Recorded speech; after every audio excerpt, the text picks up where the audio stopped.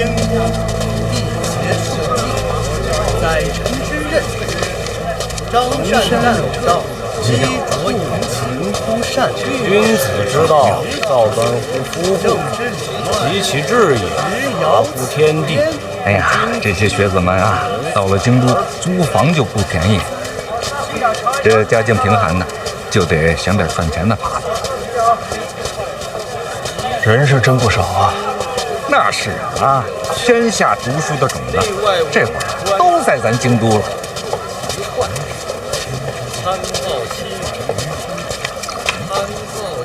这菜真新鲜啊！快来！还有这岁数来考的，这肯定是考了好几回的。每一次都抱着希望来。大浪淘沙嘛，总有那不能如愿的。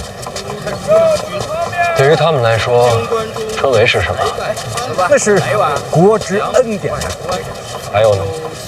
这就是大人所说的改变他们命运的机会。是啊，多年寒窗埋头苦读，为的就是这么一次机会，一个本来应该公平的机会。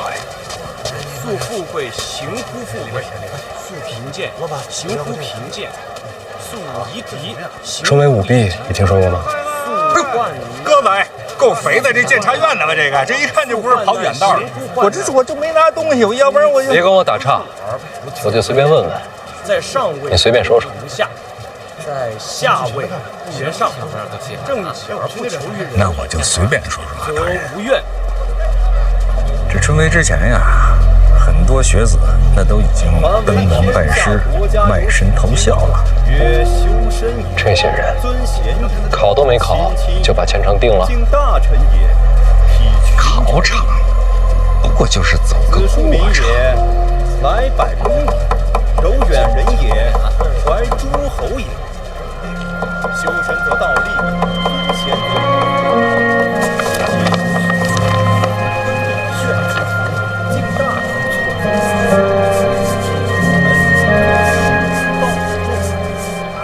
看这一段跟书上一样，还有这一段。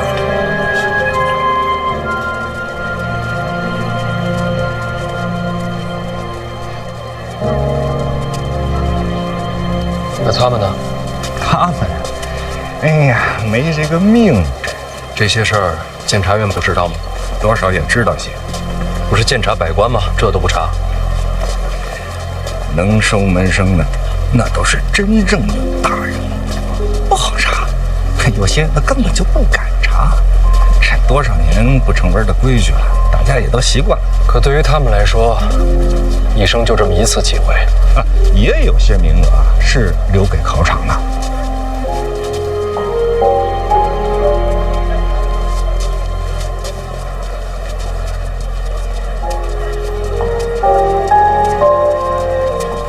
这不公平。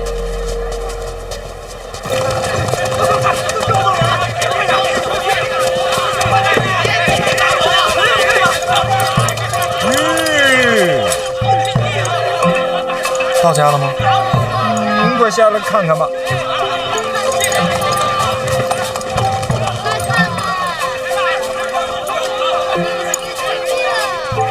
就是敬仰小范大人啊，一点小意思啊，收下收下啊。那不是辛清务吗？没错，好几位看着都眼熟，朝堂上见过，这会儿都穿着便服了。穿官服那不是不好看吗？我那点心意啊，都在里边写明白了啊。告辞告辞。小范大人不收礼，不收礼，真的没有，拿回去吧。让让，真受不了，真受不了。又过来。别走，都是下人的。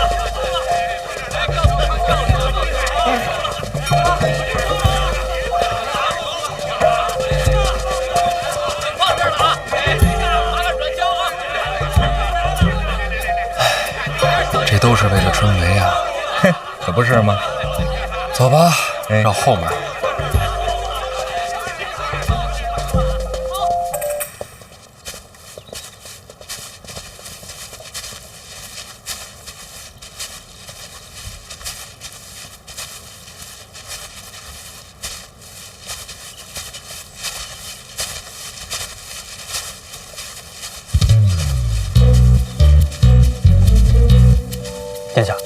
这不对呀，这范府怎么一个人都没有？谁让咱们是从后门进来的呀？那也不能人尽全无啊！没人说明什么呀？说明范府遭遇变故。说明我们没来过。这范闲的院子在哪儿啊？要不搜一搜？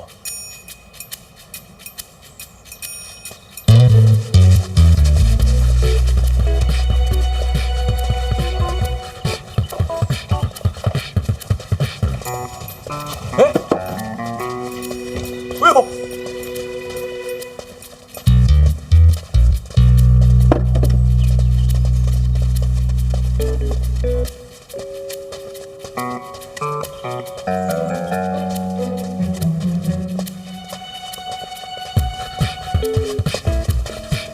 放这儿吧。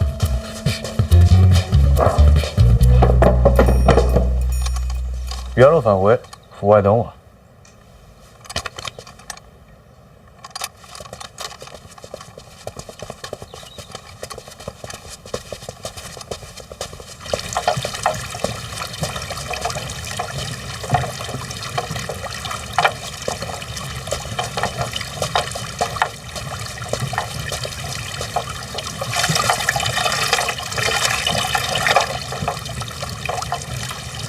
嘿嘿，哎呦，这转起来了。老爷，嗯，太子登门，你怎么把下人都给撤了？后门来的。前门后门来的不都是太子吗？你把人撤了也就算了，你也不去见一见？不是找我的，不方便见。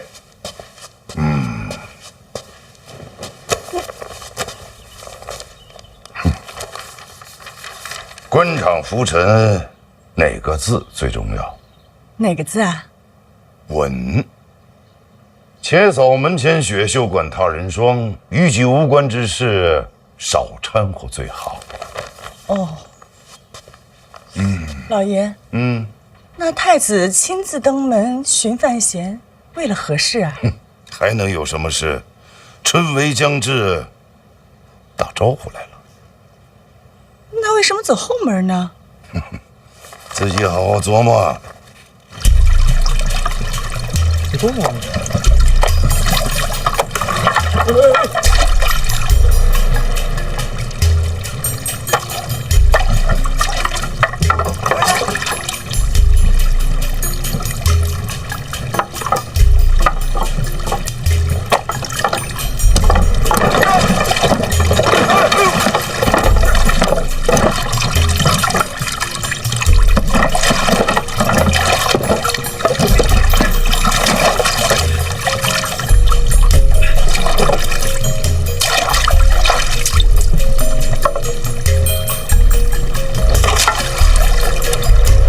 太子这是专程拆家来了。大兄，对不住啊，刚才这东西它不转了，我寻思帮他一下，结果可能帮猛了。那什么，不行，我多少钱我赔给你吧。说笑了，殿下还是先上岸吧。好。太子什么事儿亲自登门啊？你想听真话还是假话呀？我都可以。我是来劝架的。我跟谁打了？你跟二哥斗成那样了，禁足半年，作为亲兄弟，我心里能舒服吗？不得来劝解一二啊！这是假话。还能再假吗？那真话呢？真话呀！哎，来了！有人喊他吗？心诚则灵。真话。你让二哥不痛快，我心里很是痛快，所以啊，亲自跑来给你送礼来了。殿下这是真不拿我当外人。你跟二哥作对，咱肯定就不是外人。不过我不知道你喜欢什么啊？金银首饰、名贵药材，我就都备了一些。多谢太子，我都喜欢。洒脱。哎呀，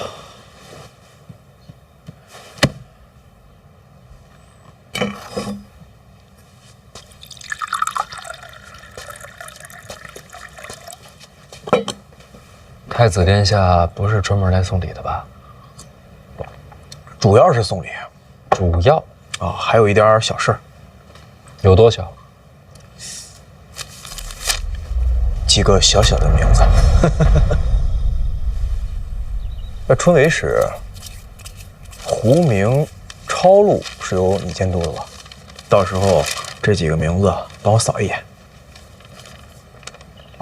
殿下是想要我做什么？什么都不用做呀，抄录的时候什么都不用做就足够了。也没什么别的事儿了，我先走了啊。本来啊，这都是我下边人过来送的，后来我一想，咱是自己人，我也想你了，就亲自过来了，也显得用心。殿下真是用心了。哎，史家镇有活口啊，这都听说了。这事儿跟二哥走私有关系，我自然惦记在心里。后来怎么样了？那人是个考生，暂时没说，想等着先让他考完。按你说的办，我先走了。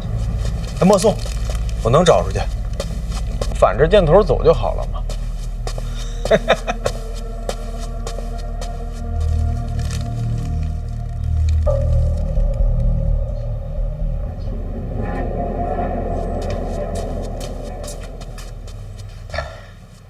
大人，林相府遣人捎信儿，请您挪步登门。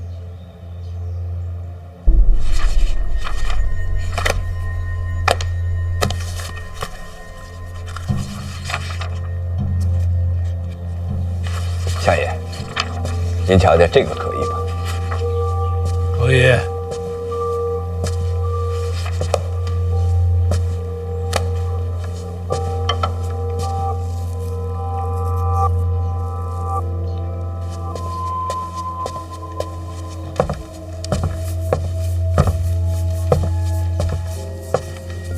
师伯，不必拘礼。来，你帮我看看。啊，哎呀，这最近胡子白的有点多啊。是有些啊。哎，要不你帮我拔几根？我拔啊，自己不好动手的，疼啊。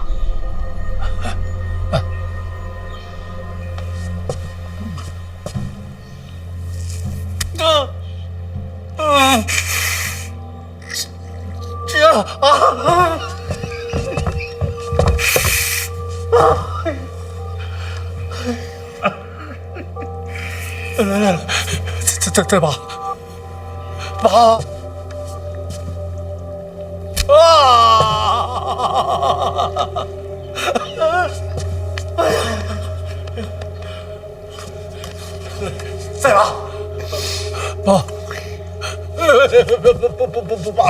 不拔了。师伯，也不至于这么疼。哎呦，我是吃不了苦的，我更怕疼啊。怕疼剪了不就完了吗？哎呀，剪了还长，拔了治本啊。哎，今天就拔到这儿吧。啊，相爷，此人身世清白。可以。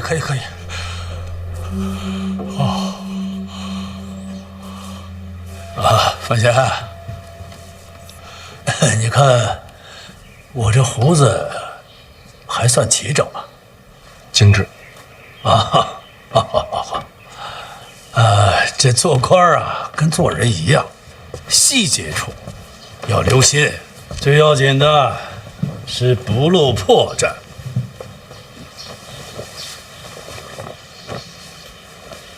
师伯这是要干什么？大宝爱吃红果，给他挑点好的。大宝吃起来嘴急，我怕里边的核啊硌着他。小范大人，下人做这个，相爷啊总是信不过呀。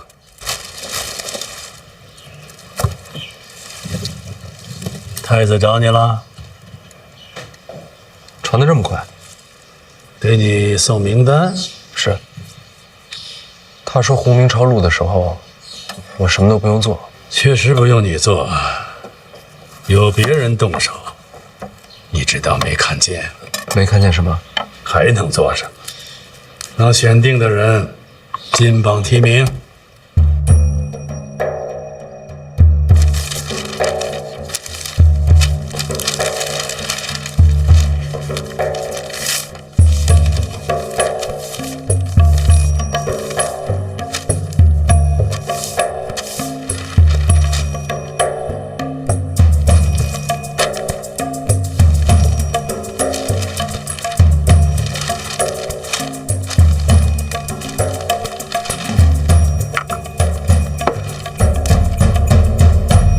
无名超录的时候，就把人选出来。选中的人必定上榜。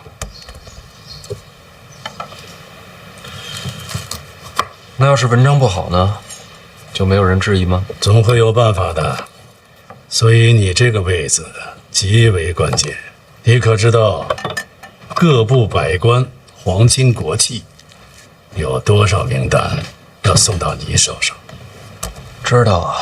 这些天啊，都是来送礼的，没一个留名字，每个礼盒后面都带着纸条。那些都不入流，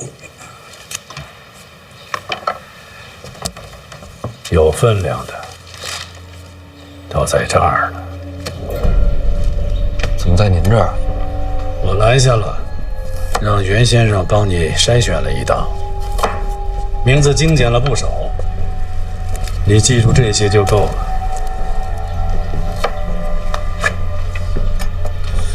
不是春闱吗？就不能各凭本事吗？这不仅仅是名字，更是人情世故。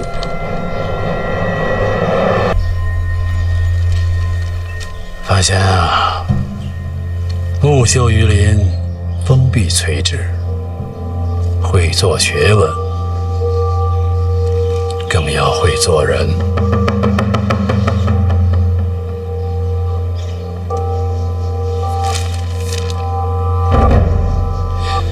慢慢就习惯了。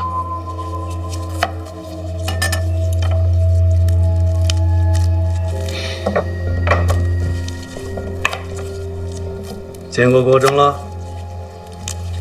师伯这都知道。郭征原本是御史大夫，郭攸之入狱以后，暂领礼部尚书一职，春闱科举诸般竞技，你得多问问他。我跟郭征是见过一面，只是不怎么谈得来。师伯，郭征主导翻修考院一事不合规矩，毕竟多年为官，都摸透了。怎么让规矩保护自己？你将来也得学学。我知道你心里不舒服，狠心过了春闱这一关，你未来仕途不可限量。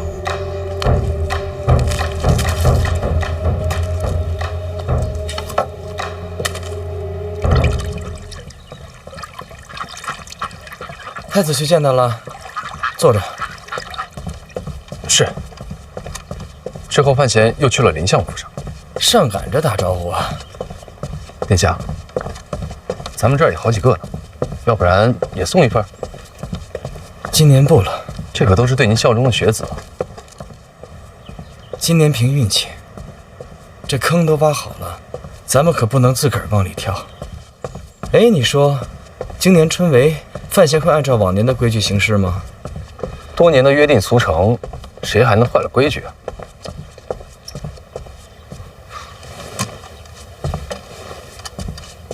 他不一样，别人习惯的呀，他未必习惯。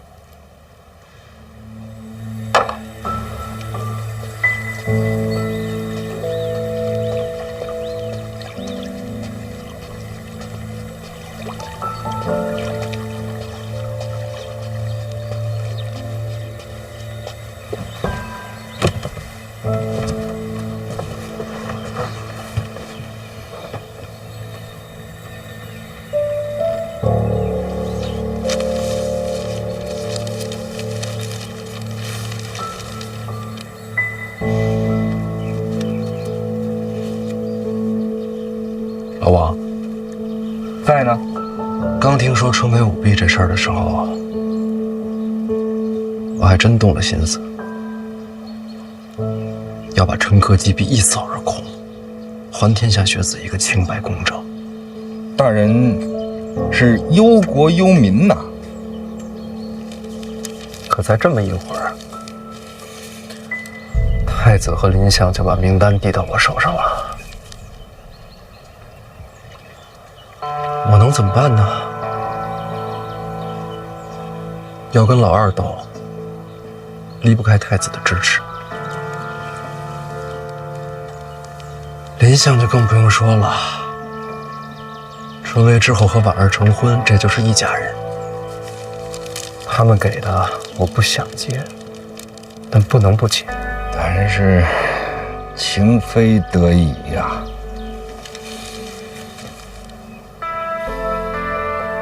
你知道林相跟我说什么吗？说什么了？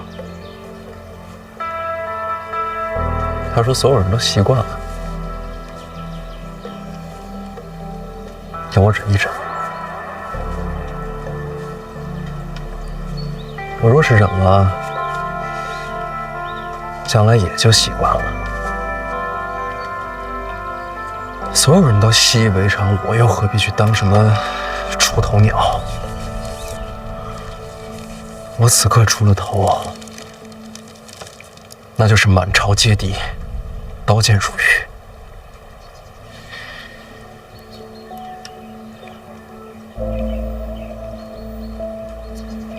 要不我就忍了。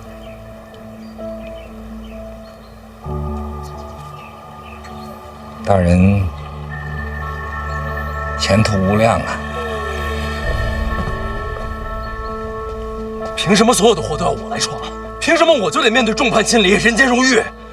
老王，我就是个普通人，我没那么特别，我也没那么勇敢，我也没那么正义。大人问心无愧啊！本来就问心无愧，我本来就问心无愧，犯错的又不是我。大人，没有人与您争执啊！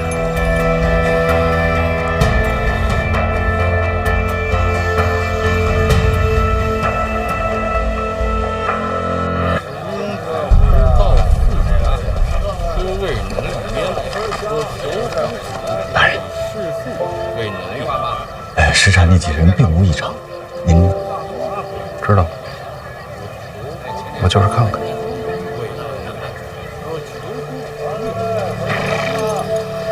大人自己去。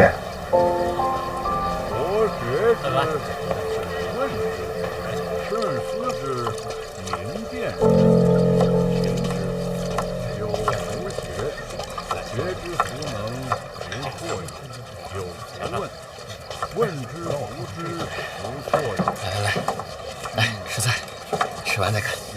来，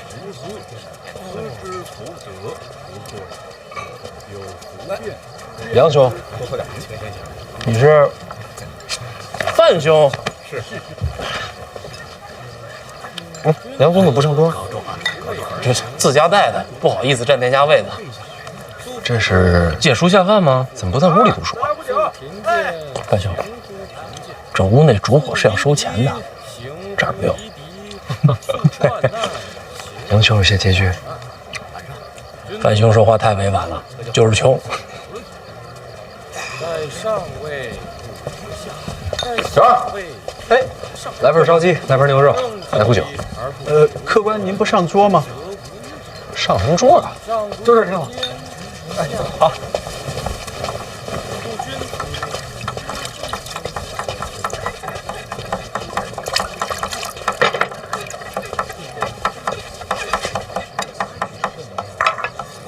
范兄，你这是？相识就是缘分，咱俩喝一杯。这怎么好意思啊？你将来回请我就是了。哎，不必如此。一饭之恩，当谢了。哎，二位客官，那有啊。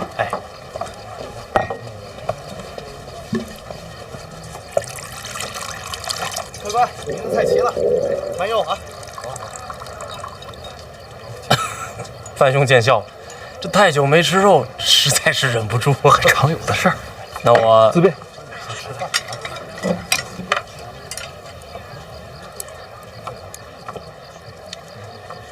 之前在考院听杨兄说，你想做官。我们来京都是为了什么？做官。那我们来考院做工是为了什么？也是做官。想，做梦都假。是为了录取功名，光宗耀祖？不是，因为我忍不住。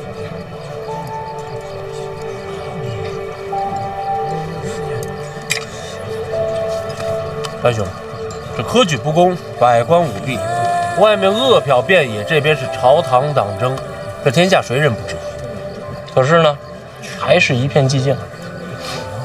这侯兄让我忍，可我想，如果这世间不公我也能忍，这圣贤书不就成了废纸一堆？所以范兄，这世上总要有人撞个头破血流。你看，如果我要是金榜题名，这血是不是溅得高些？这声响是不是大些？这听到的人是不是多些？我想做官，是因为我不想忍。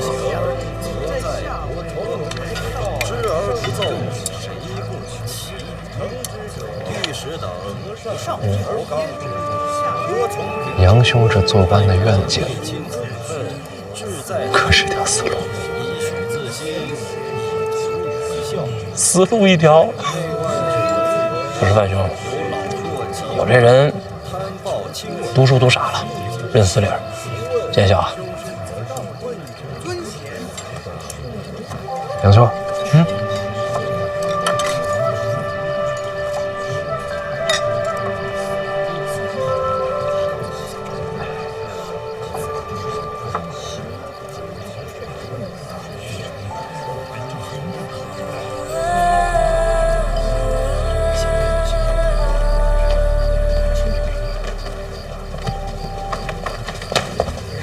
老邓辛苦啊！这2天接着盯客栈。严重了，严重了，职责所在。哦，哎，走，回府啊，去监察院。这会儿咱去监察院呢？又想看碑文了？我说什么？想记住谁说？我又听见了。不是，这叫什么？这就叫思虑洞达啊，志如渊海。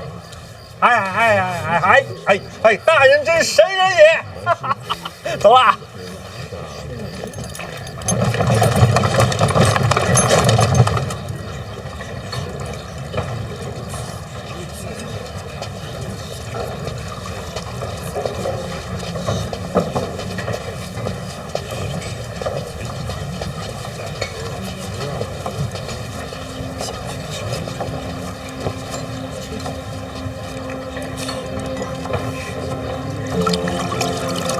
思君令人老，岁月忽已晚。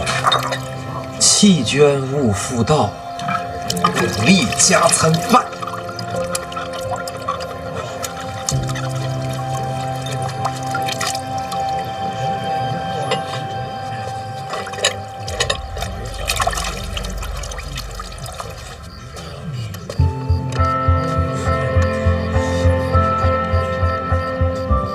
胡明超路是由你来监督吧？到时候这几个名字帮我扫一眼。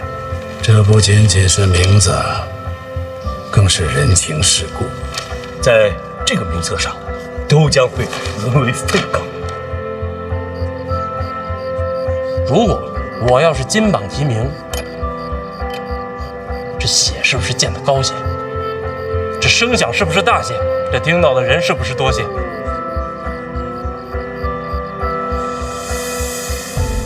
其实我也知道，我根本就上不了榜，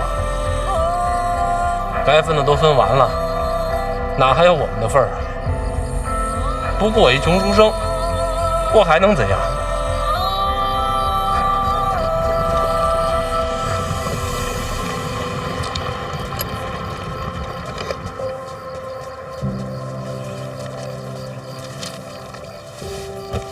白仙，你看啊，千里万里奔赴京都，春闱对于他们来说，不光是一次考试，兄台，你看，更像是一种希望。我最喜欢这几句。让开，光了。舍不得烛光钱，但还是想有光。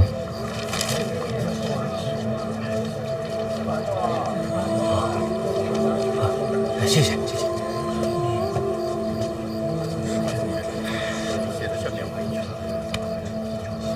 我娘她活着的时候，想要彻底改变这个世界。不光是改变世界，你娘还说要改变的还有人心。那个时候，她就像一颗耀眼的流星，又像是熊熊燃烧的火焰，让庆国人看到了不一样的光。可她还是死了。但是那道光留下了痕迹，许多人都因为它而改变。我有时候常常想，以我娘的本事，她当年选择换一条路，也会活得很好。可她还是燃烧一切，留下碑文。可如今，已经没多少人记得了。你说她后悔吗？绝不后悔。直到生命最后一刻。生命的最后一刻我没有见到，但是我相信叶青梅绝不后悔。她不怕吗？她只怕自己的光燃烧得不够强烈。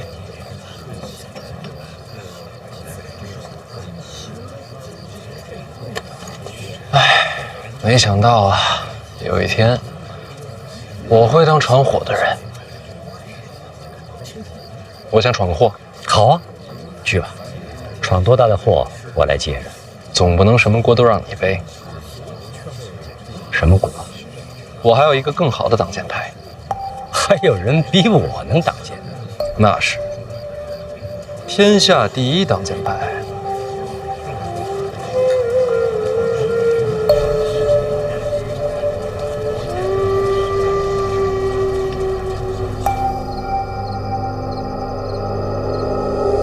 范闲让你传话给朕，老奴也觉着匪夷所思。你看这么多年，也没见过小范大人这么办事儿的。传什么话？他恳请陛下传令唤他入宫。传。哎，遵旨。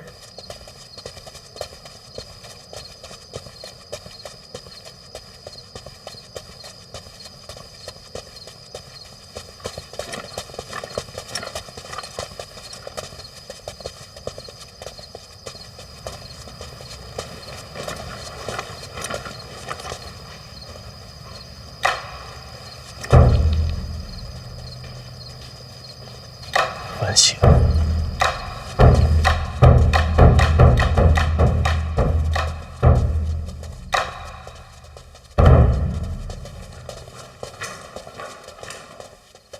小范大人，公统领，有事儿？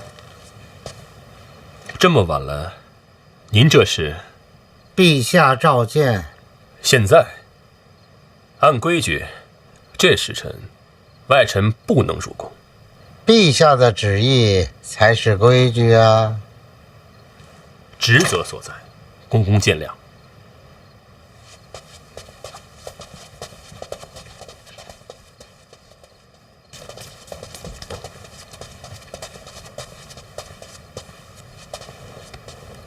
陛下，范闲到了。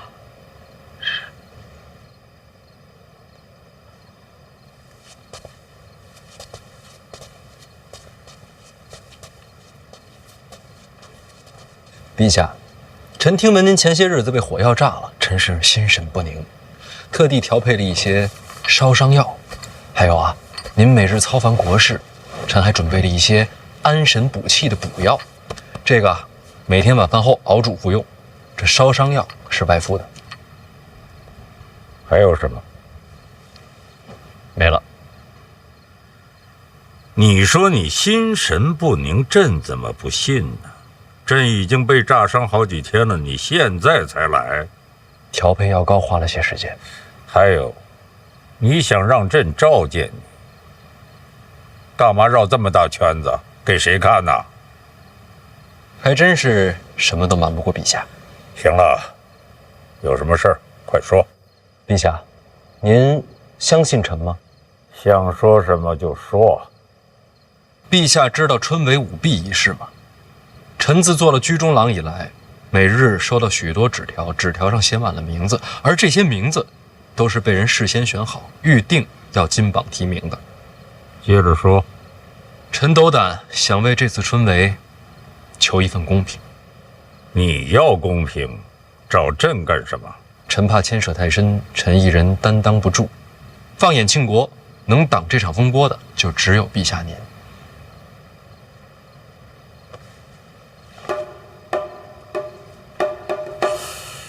你是想让朕当挡箭牌？不是为我，是为庆国。你这口气怎么这么像赖明成啊？对赖明成的死，你是不是心有怨气呀？是。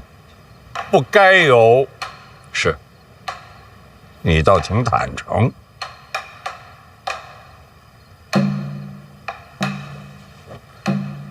冲你这份直率，这箭朕给你挡了。谢陛下，那臣先告退了。哎，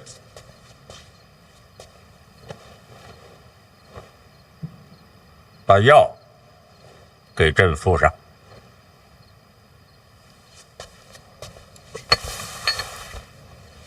陛下召范闲入宫，这时辰，若非大事，绝不会深夜召见。没看错，宫典亲眼所见，他也觉得非同寻常，第一时间将消息传过来。那知不知道说了些什么？宫典说，连侯公公都出来了，里面说了什么，再无第三个人知道。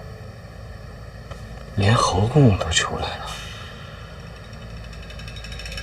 可以了，让宫典到此为止，不要再继续往下问。他的身份至关重要，不到万不得已，不要再向我传讯。是。就是不知道陛下到底和范闲说了些什么。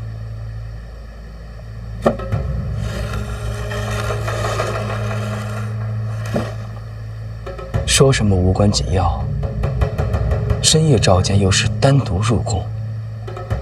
范闲在陛下眼中过于看重了。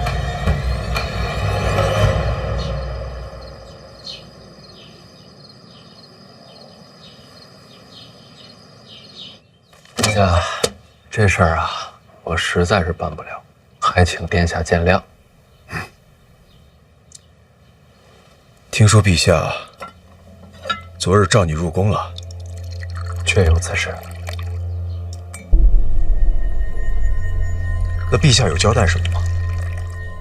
陛下什么都没说，什么都没说。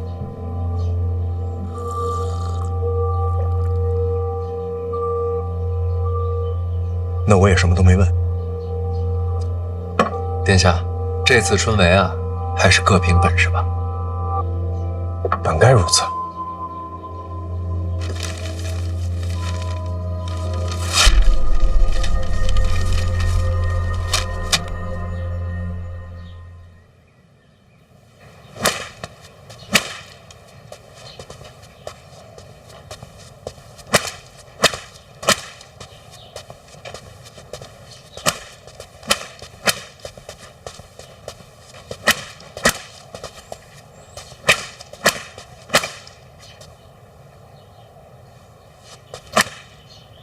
小秦大人，小范大人，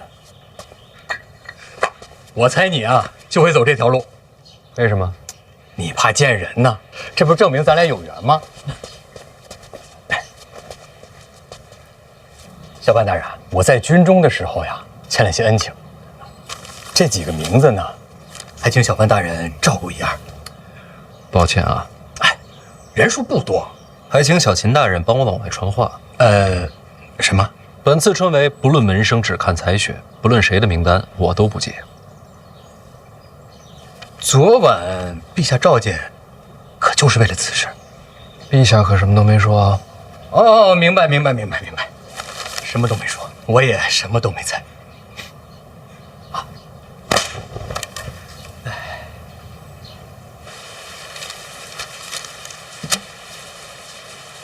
师伯，实在是不好意思啊，春闱这事儿啊，还得按规矩来。为什么要这么做？我也是情非得已啊。我知道陛下昨晚召你入宫，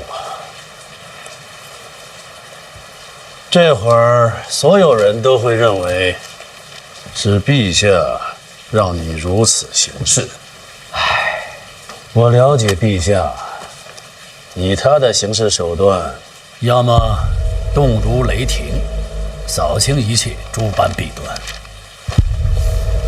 要么草蛇灰线，伏没千里。哪怕水到渠成，也不会让人看透心中所想，绝不会像这样半夜急召，最后还不痛不痒。这不是陛下的手段，是你借陛下遮风挡雨。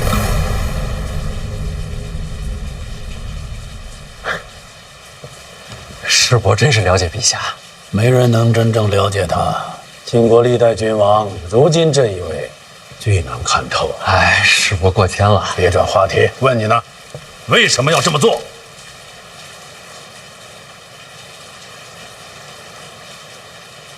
其实我就是想，哪怕就一次也好，让这春闱科举有法可依，有理可循。京都百官都盯着春闱呢，难道你就不怕？怕呀，这不拿陛下顶锅了吗？我不就看穿了吗？我若说穿，你当如何自处？是我可是自己人啊，总得留条活路吧。我凭什么饶你？就凭婉儿非我不嫁呀。没了你，大不了婉儿再找一个。师伯说的对，师伯消消气。真不明白是命数还是劫数。婉儿怎么就能看中你？我也挺优秀的啊。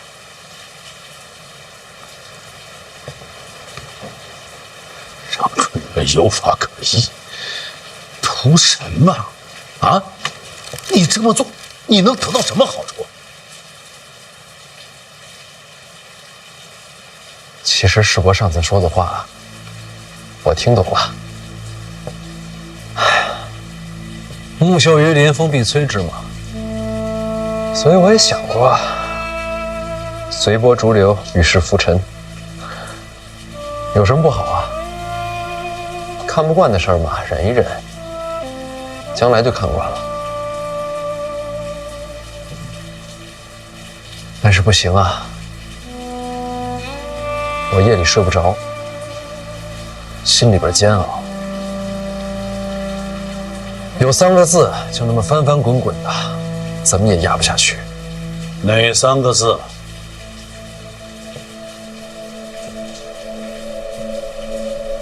不公平啊！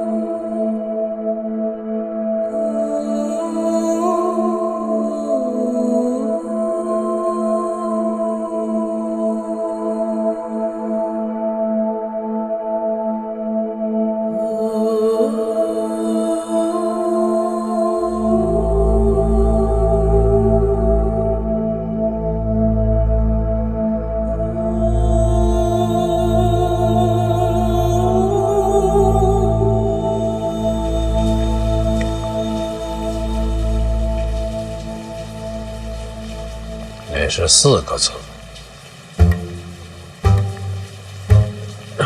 最后那个阿字不能算吧？都是读书人，遣词用字亦当谨慎。下次一定注意。不公平，原来是为了这个。哎，你说这个世上有公平吗？没绝对，有相对。什么？这个世界上没有绝对的公平，就好比有的人一生下来就家财万贯，有的人一贫如洗，有人才思敏捷，有人大智若愚。而春闱的意义就在于给了所有人一个相对公平、改变命运的机会。要是连这唯一的一次机会都不再公平，这世间该有多荒唐？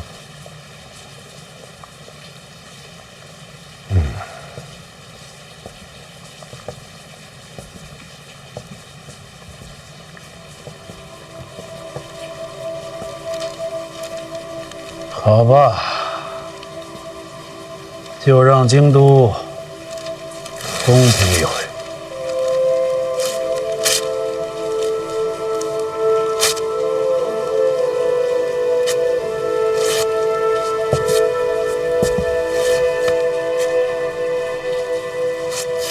你再去见一次礼部尚书郭正，我都安排好了。春闱的忌讳规矩问得详细一些。你为他们争公平，别让自己落陷阱。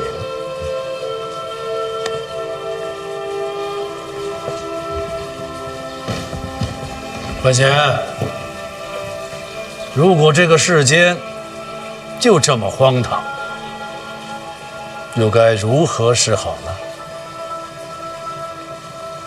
不用回答，问你自己。去吧。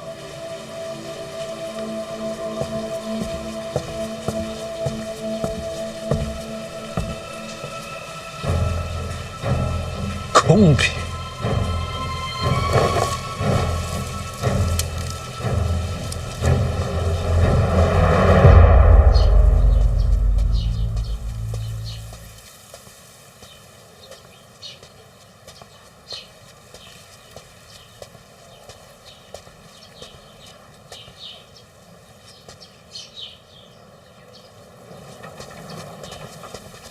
小范大人，郭大人，又见面了。一直在等候小范大人。哎呀，这个郭尚书所知规矩甚多，我这次来找您呢，主要是想请教一下春闱相关的规矩。林相都提点过了，千万别说请教。小范大人那么聪慧，其实都可以自己参透的，我不过是锦上添花。早就准备好了。小范大人能者多劳，春闱之日，事务不少啊。开考之前要稽查举子之责，春闱3日要在场内监察巡视，春闱后还要监督胡明抄录。春闱科举是本朝第一大事，规矩忌讳多不胜数，光说不过来，就都写下来了。一应细则尽在其中。小范大人，只要费心看一看，可保春闱当日再无疏漏。如此厚恩，何以为谢啊？哎，小范大人，啥？过来啊，去那边。这柱子。啊，弄直，拿直。郭大人，孙大人，春闱在即，忙啊，忙。您忙。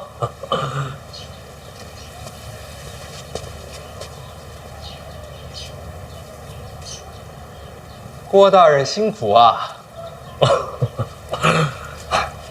谢谢。现在就盼着小范大人早日著书立学，郭某就心满意足了。那就多谢郭大人了，告辞。小范大人慢走。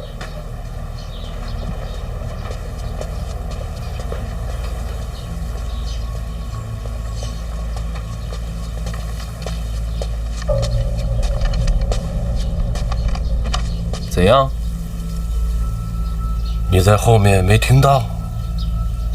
范闲身手不俗，小心起见，我可不敢靠近细品。可惜了，你没有看到小范大人感激涕零的样子。我那会儿都有点于心不忍了啊。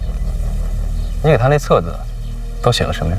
春闱上的各种规矩细节，该写的我都写了，绝不能在文字上故意犯错。这是对的。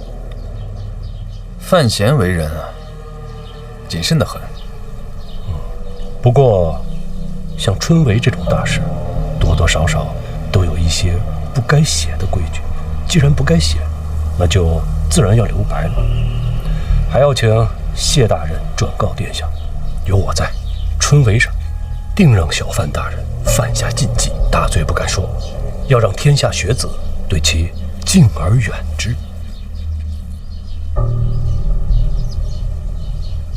郭大人就不怕得罪林相？怕是怕，只不过郭某的那些把柄没在林相手上啊。殿下说了，那都是往年的废旧账册。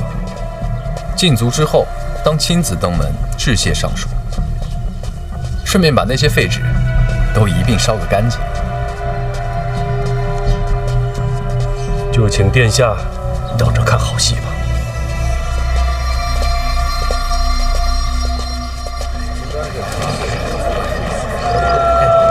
注意点啊！老冒竹篓。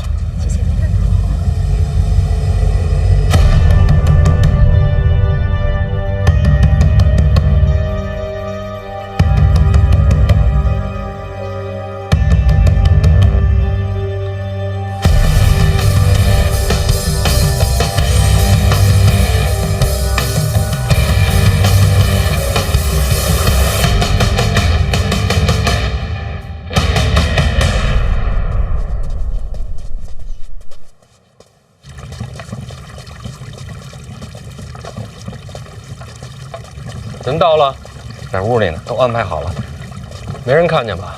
躲开了府里所有的人，您放心，没人看见。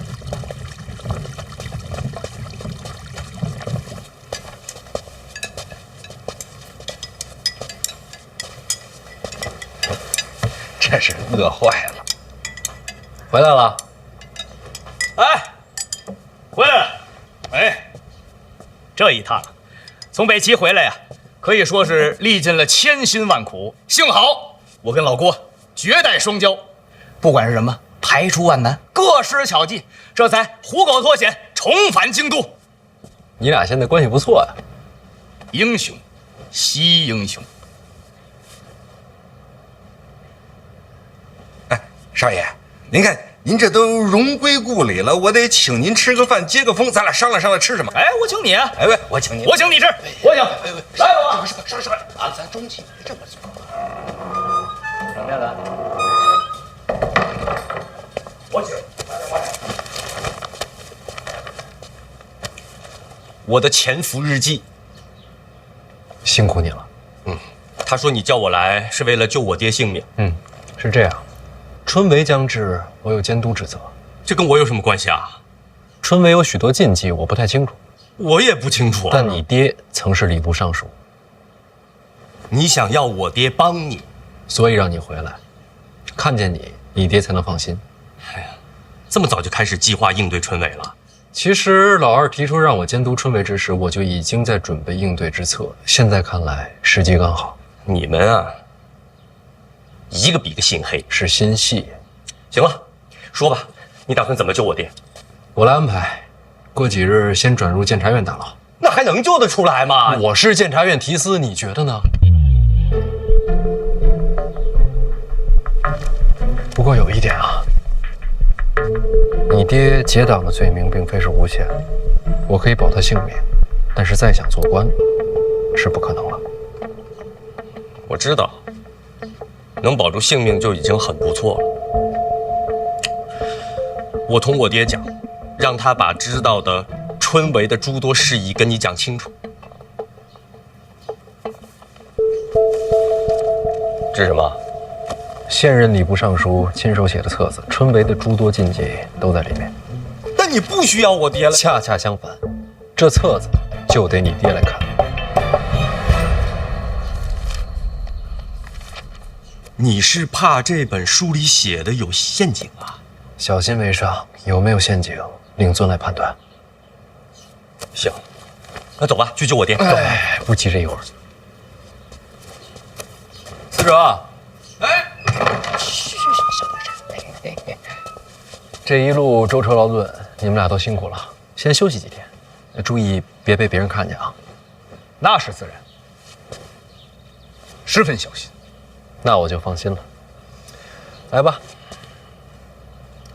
首先欢迎二位回家。对。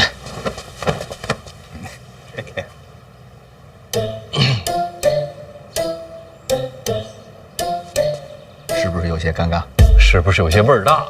你俩要不洗洗，都臭了。我臭吗？哎，行，走走，我给你搓搓。快！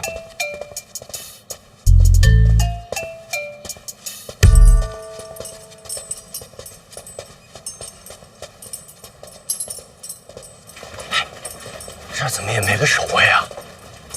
这不废话吗？这是刑部大牢，这儿你也管得着啊？这点手段还是有的。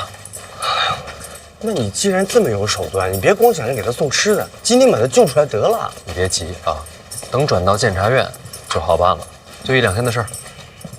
放宽心，这回不骗你。你都骗了我好几回了。郭少，怎么你跟我说话，我就觉得味道不对呢？哎，我洗过了。你还是闭嘴吧。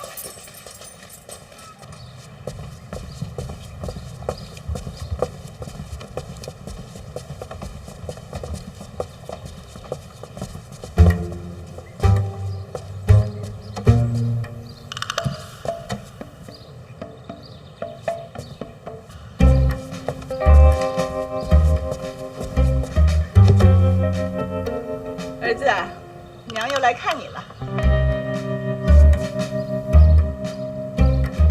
又要了一个，你可得多吃点好吃的呀。你想娘了没呀？要照顾好自己。娘，哲儿回来了。你怎么白天就来了？白天不行吗？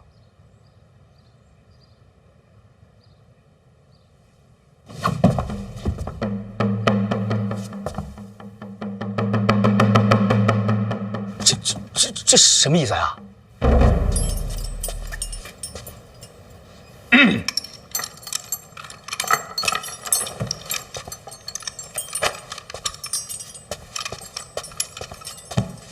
范闲，怎么，老夫命数当绝了？我都不知道我自己在你们心目中到底是什么一个形象。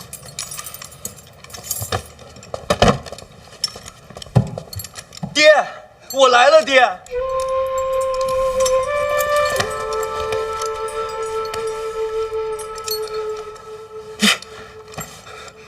你终于还是落网了。什么终于啊？从你说要审死范大人，我就知道你迟早会有今天的。哎呀，老夫感谢范大人，还给犬子留了条性命。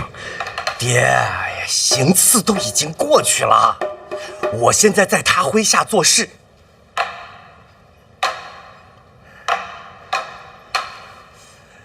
原来如此，犬子才识浅薄，范大人能不计前嫌，给他一个机会，真可谓宽宏大量。要不你俩这边聊？啊，好。爹，我很有用的。这些时日，我一直潜伏在北齐都城。你去北齐都城干什么？掌管一众暗探，主持密报收集。真的？真的呀，爹，我潜伏至今，毫无破绽。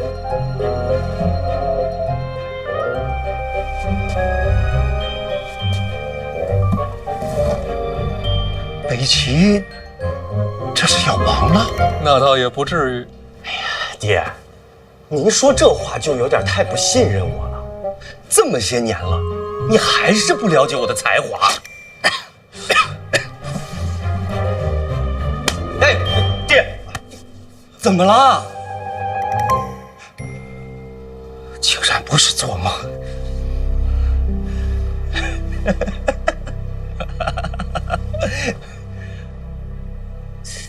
我这也是精神不济，大白天的就睡着了。不过也好，又能在梦里见到你，娘心里还是欢喜的。娘，您没做梦，我真回来了。他们可别这会儿叫醒我。娘，真不是梦。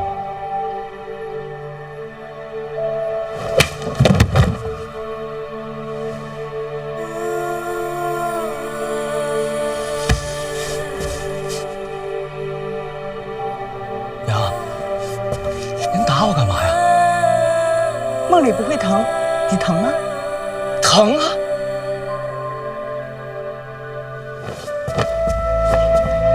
儿子，你真回来了，太好了！不是，那您做梦您打我也不管用啊！哎，别，娘，真疼！您别哭了。回来就好，我给你做好吃的。不用了，不能让他们知道我这回是偷跑回来的。原来长公主和二殿下才是同盟，这真是没想到啊！爹，二皇子跟范闲不对付，这次春闱是要给他下套。你帮帮他，他答应了，事成之后立刻放你出去。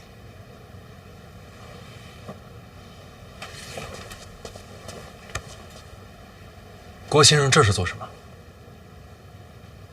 感谢小范大人救犬子一命。哎呀，不是救我，是救你。哎呀，我出不出去无所谓，只要能救犬子的命，就是让郭某赴死也是理所当然。我说话算话，一定救你出去。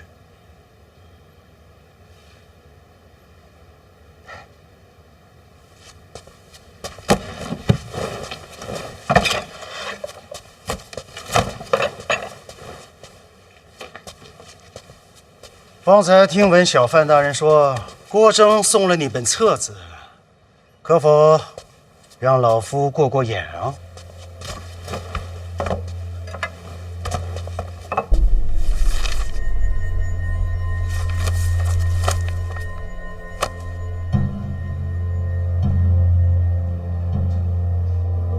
爹，怎么样啊？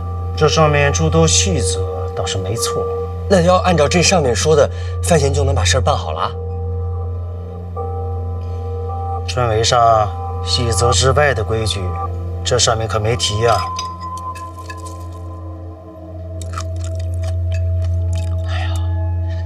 那他们就是要害你。这个郭征到底是谁的麾下呀？从往日看，并无头效之处。藏得深。哎呀，爹，那就别管他了，你快点把这个规矩跟小范大人说一说。事成之后，他还要救你出去呢。规矩不急，老夫问一句，这次春闱，小范大人有多少门生啊？我哪有什么门生啊？一个都没有。我年纪轻，也做不了错事。与考生无来往，这是好事，省了很多麻烦。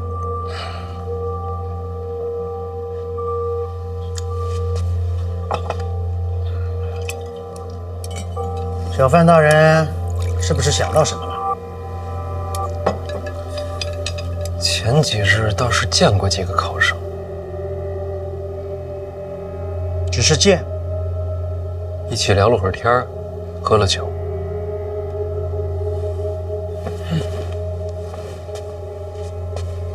那就是门生了。可他们并不知道我的身份啊。那不重要，在其他人眼里，那些考生已经算在你门下了。哎呀，爹，你别管什么门下不门下了。庄墨涵庄大师都已经把自己的书送给他了，他现在也是文坛传承，有几个门下很正常的。你别打岔。哦，小范大人，春闱上考生们最痛恨的是什么？舞弊营私。你的门生就是营私的门路。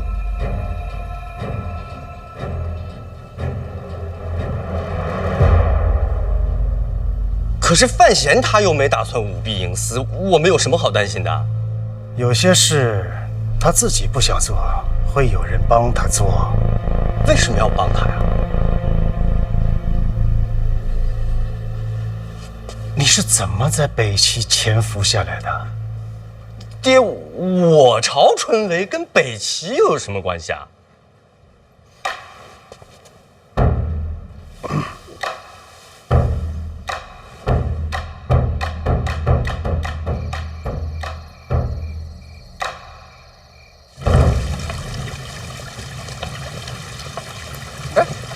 姨娘，司者，哥，你们找我有事儿？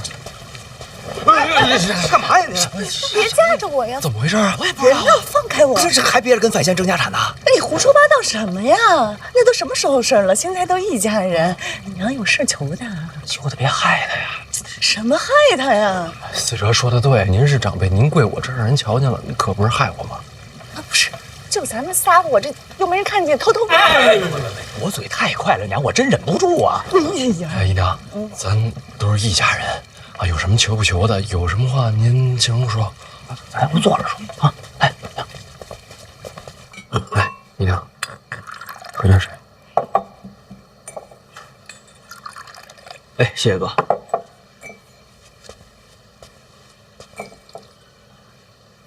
怎么说呢？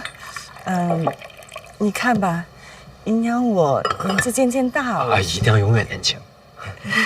你这孩子这么会说话呀？思哲要跟你一样就好了。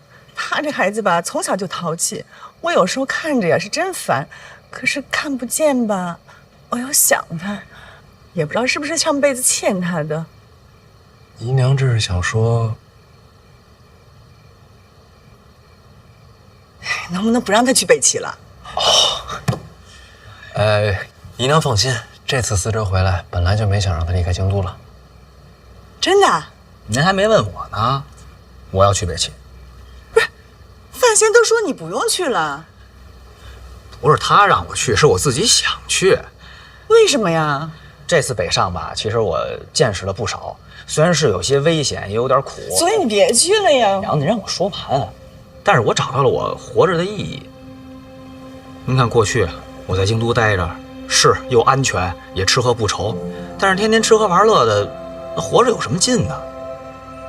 我这回去了北齐，我感觉自己好像还有点用，虽然就帮庆国帮了这么一点点儿，但我觉得也够了。我不想再回到过去做那个无所事事、无人在意的范思哲了。那你还去北齐？去做什么呀？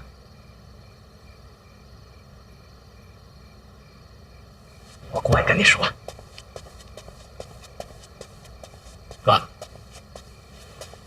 我听说你接管内库之后要和北齐通商，有这回事？这主理人想好了吗？还没想呢，我帮你想好了。为什么想走这条路啊？我是庆国人啊，这不是为庆国出自己的一份力吗？还有吗？也想给我个人争取一点点小利，我想挣点小钱。那我问你啊，为什么我选你啊？那你干嘛不选我呀？打虎亲兄弟呀，咱俩这关系交给别人你放心。反正交给你，我是放心。关键看姨娘答不答应。啊！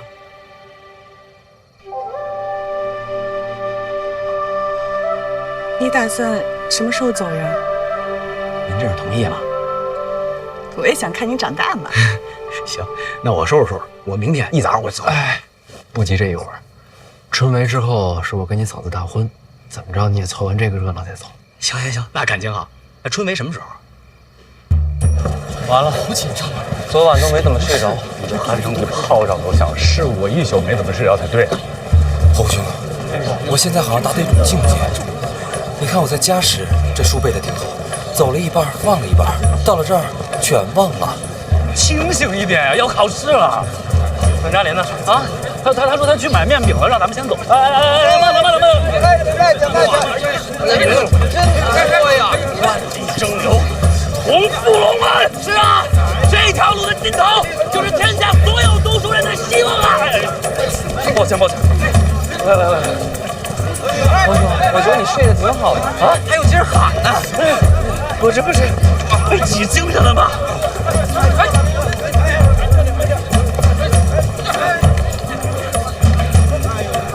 抱歉。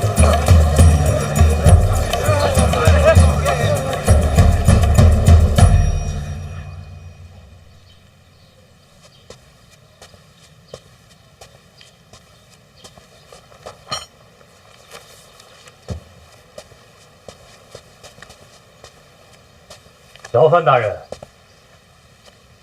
郭尚书怎么出来了？时辰快到了，考生们就要进场，都不容易啊！一生苦读，就为了拼这3日。这3天内，考生不得离开考院，所以被褥、吃食你都带着了。平时辛苦啊！这东西带得多了，夹带小抄的机会也就多了。小范大人，掌管入院稽查一职，这头一关是重中之重。郭某不太放心，想过来看看，怕你忙中出错。郭尚书这为人也是没得说，提携后辈，理所当然嘛。靠，你又在这画呢？时间来不及了嘛，这得抓紧纪念一下。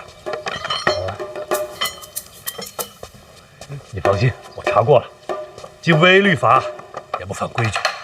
郭尚书真是守规矩，读书人嘛，总是有分寸的。大人，这是工作日志。郭大人，这个造型正白，更有力量感啊，是吗？力量，情绪，重要的是情绪。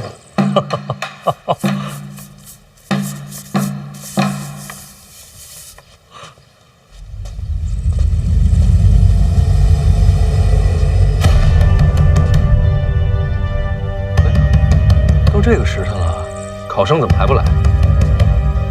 小范大人有所不知啊，按照约定俗成的规矩，这个时候考生们都忙着过这个龙门桥呢。龙门桥？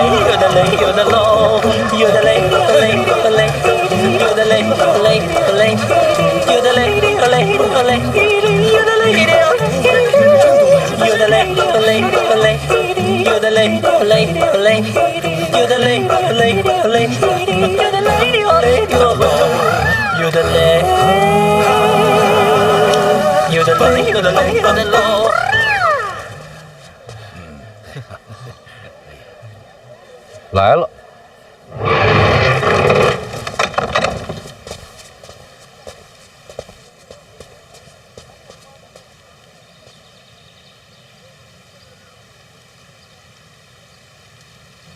诸位早上好，我是范闲，是小范师仙，未来的文坛宗师啊。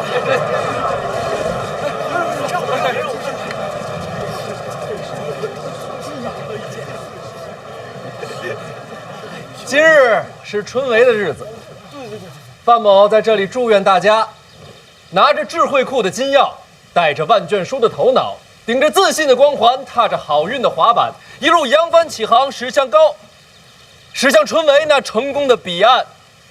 加油，雄起！祝福的话说完了，范某有一点丑话，也要说在前面。今日春闱，范某领了入院稽查之职。诸位身上要是有不该带的东西，烦请入院之前扔在此处。谁要是进院之后被发现了，一律取消春闱资格，绝无转还余地。范某，拜托各位了。小范大人发话，你别想着。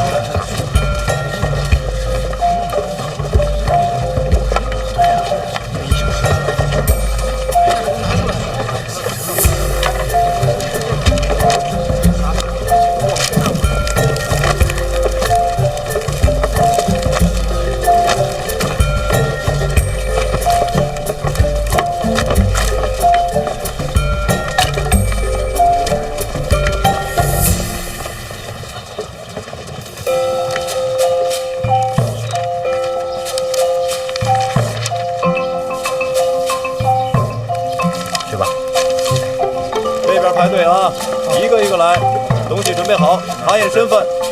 好嘞。下一个。这边排队。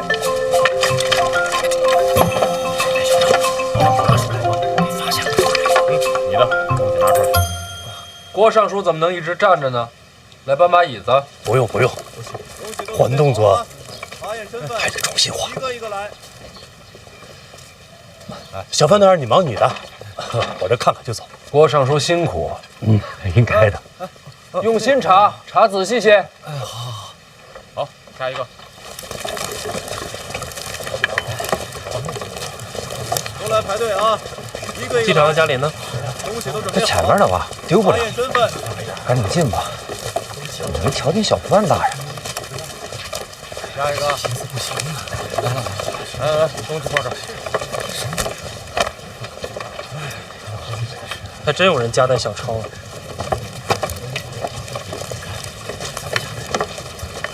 咱是不是来晚了？瞧不见小范大人了？进门就瞧见了。大人，我知道错了。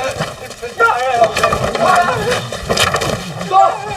人，学生知错了，大人，学生知错了，大人。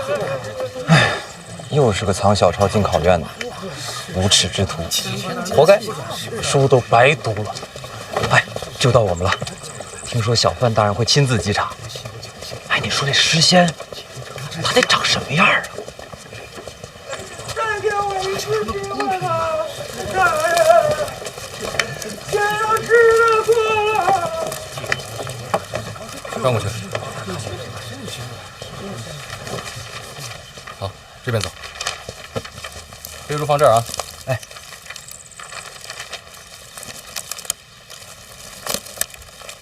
来，往前走。敢问兄台，下一个。那边坐着的那位是何人啊？你连范闲范大人都不认识？他就是范闲。哎，飞猪放这儿。话，转过去。我眼花了，这不是跟咱们聊天的那位公子吗？他竟是小范诗仙。哇，真是他！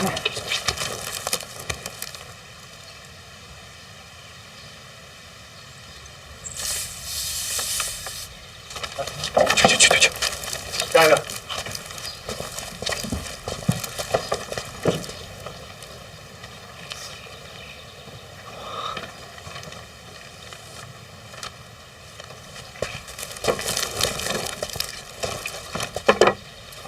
这是什么？哦，菜饼。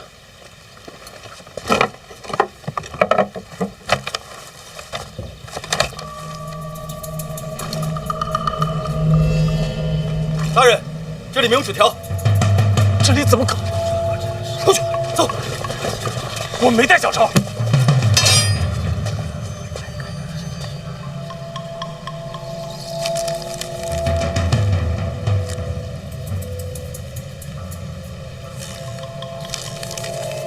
这是什么？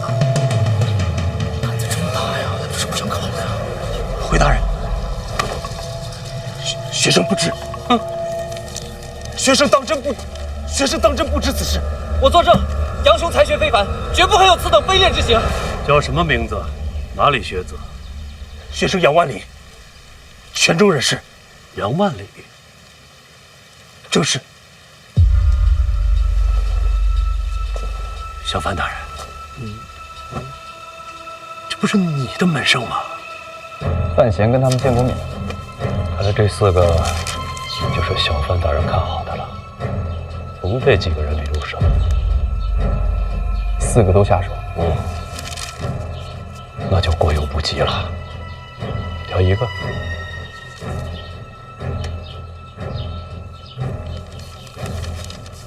杨万里，小范大人的学生不是，这该如何是好啊？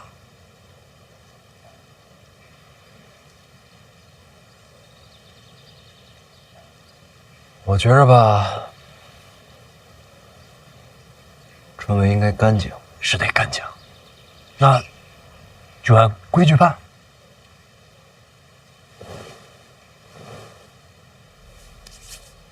那就好。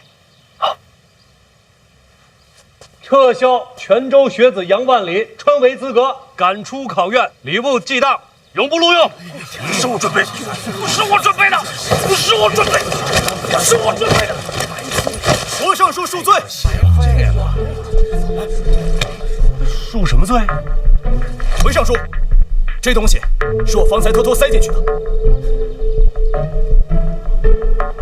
这东西是你塞进去的？正是。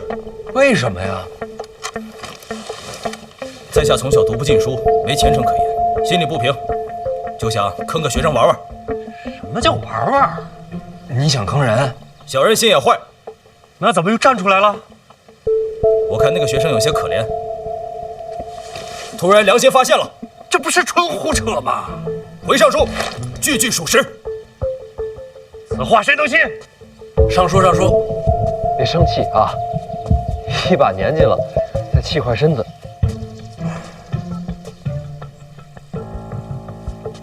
小人好惭愧。你先闭嘴。好嘞。小范大人，杨兄绝不是这种人。郭尚书，礼部的规矩我确实不懂，能不能多问一句？请讲。您刚才说要把这考生逐出考场，礼部记档，正是如此。那这罚的可够重的。请问他犯什么错了？夹带小抄，人品低劣。哪有小抄啊？这小范大人，这众目睽睽，那是我干的。闭嘴。好嘞。您说这个呀，这要定罪的话，这就算罪证。要不，咱把罪证打开看看？当然得看，必须得看。我也想看看，这都写的是些什么？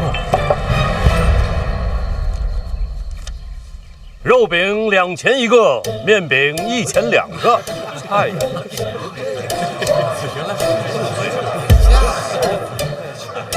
这饼价也是圣贤定的。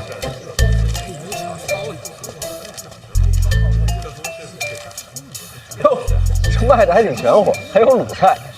这既然是饼价，为何藏于篮中？这篮子里装的什么呀？这篮子里装的才……啊，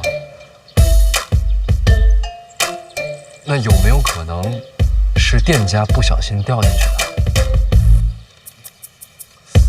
又或者是我记错了？这肉饼2钱1个，确实是上古奇书圣贤所言。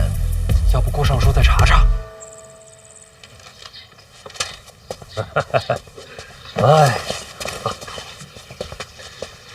，3日用餐不可油腻啊，你得吃面饼。学生受教了啊！快进去，进去。上！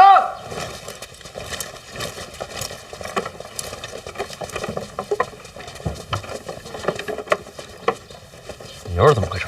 回大人，我睡糊涂了。胡闹！春闱稽查何等大事，罚你1个月俸银。小人认罚。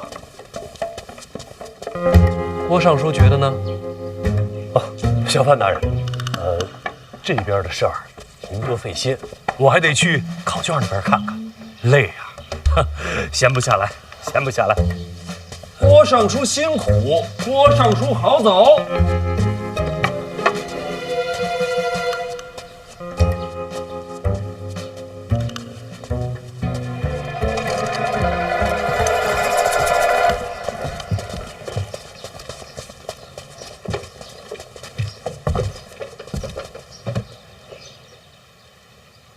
谁教你的？回大人，小人是凌相麾下。凌相的意思，春闱若有麻烦，小人替大人接了。你自己的命不要了，用兵一时。回去转告师伯，回沪的心意我领了，春闱的事儿我自己接着。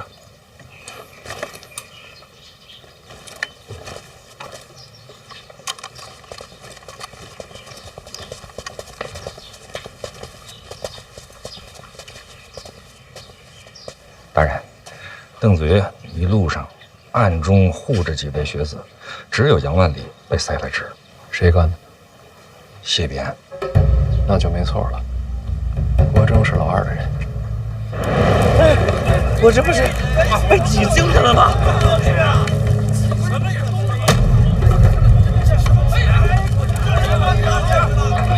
抱歉。郭征手段可是够恶毒的。这才刚开始，还有3天，咱们好好陪郭大人玩玩。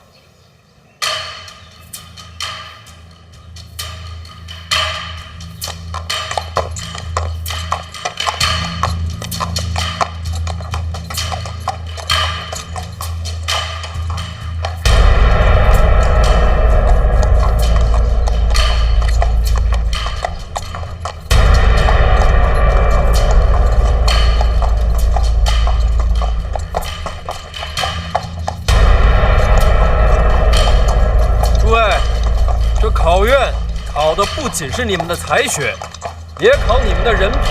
我祝各位前程似锦，也劝你们好自为之。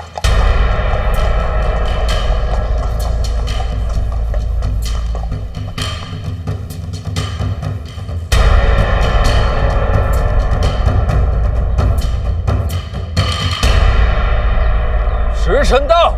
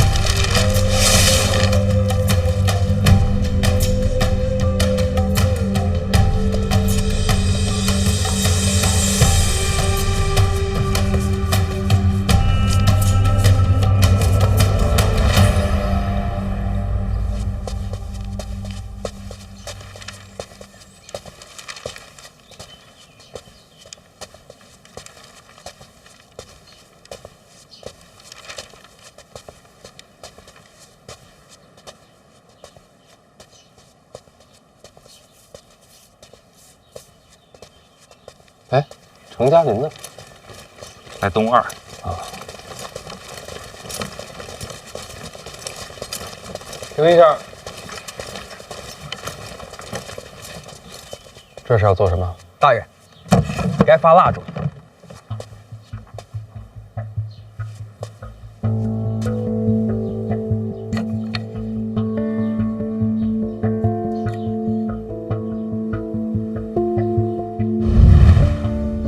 小范大人如今声名玉隆，权势滔天，对你弄点小麻烦，影响不大。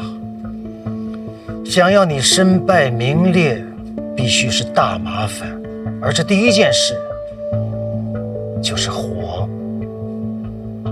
考院内由礼部向各号房分发蜡烛，以职责而论，这件事必定由你经手。众考生挤在一起，若蜡烛动了手脚，什么后果？火灾。若几间号房同时起火，搞不好就是一场惨剧。想要毁了你的前途，就得要这么大手笔。我有耳。先别发了，别发了。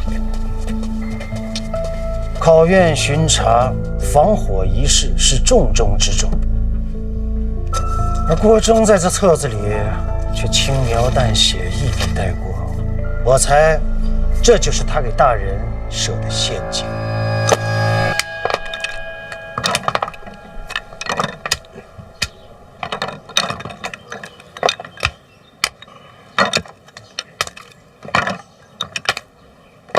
这边也都有火油。哎，大人，这即使掺了火油的蜡烛，那点着了也不过就是冒几个火星子啊，燃几个小火苗，它也不至于引起什么大火呀。不对，那要是考生在休息没盯着火烛呢？哦，那倒是。你想想，这考生们用火烛是做什么？那自然是因为考场内昏暗，把这火烛凑近考卷，照亮考卷之用。对喽，所以这火不用大，把卷子烧了，不就事儿大了吗？哎呀，那可是天大的事儿啊！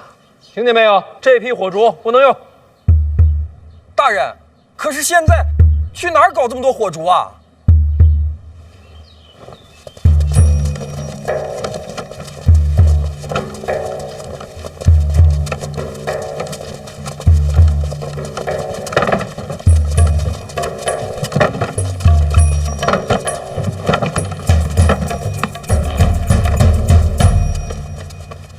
？3日之内，所用火烛皆由监察院提供。还有啊，把这个麻烦转交给尚书大人。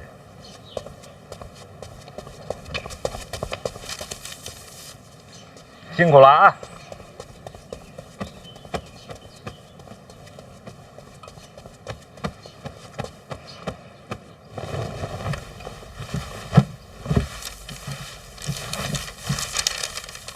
入库账册什么意思？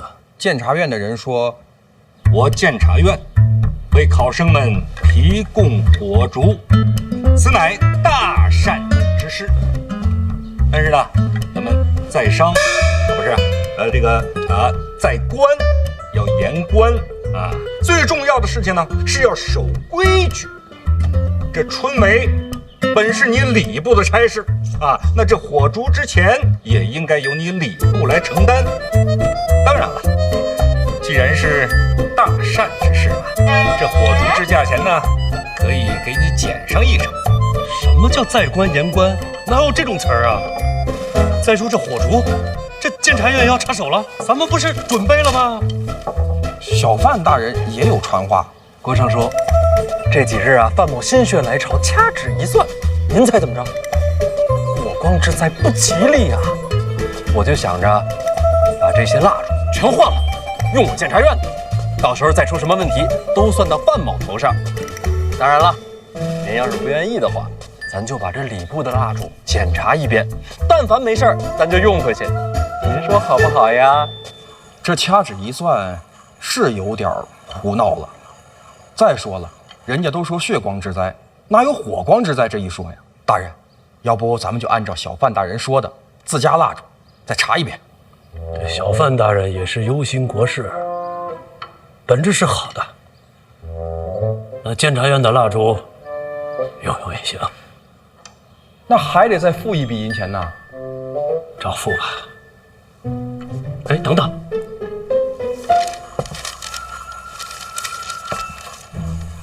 这不是说好少一成吗？这怎么比原价还贵了？还有运费呢。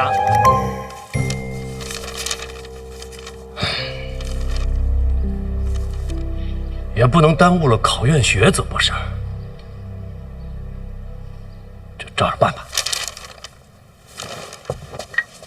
来啊，这是你的，谢谢，小心用火，手啊，好嘞，注意安全，这是你的，谢谢，多谢，小心使用，谢谢，小心火烛啊，来，拿好了，好，小心用火啊，来，注意安全，谢谢，谢谢。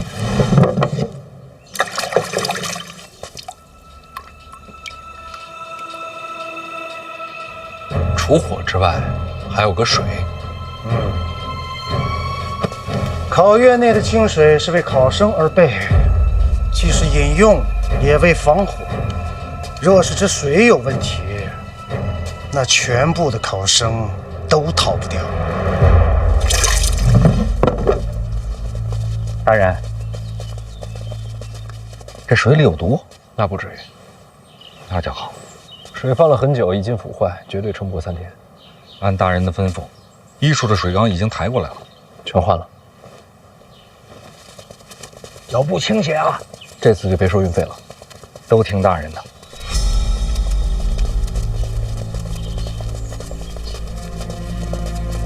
大人，这火烛的事儿，咱不给他弄大了。几只火烛被动了手脚，算不得什么大事。这种麻烦要等大火起了才算致命。那大火要是真烧起来，那就全完了，可不是吗？那他们就不考虑考虑啊，这些学子们的性命吗？你觉得呢？真奇了怪了，他们平时还有脸说什么父母官、父母官？我本来觉得自己心够狠了，没想到他们才是高山仰止。哼，这种高山呀，垮了才好。再想想，还有什么疏漏？水火咱都排除了，衣食住行、吃喝拉撒，这吃喝呀，都是考生们自己带的，他们不可能一一去做手脚。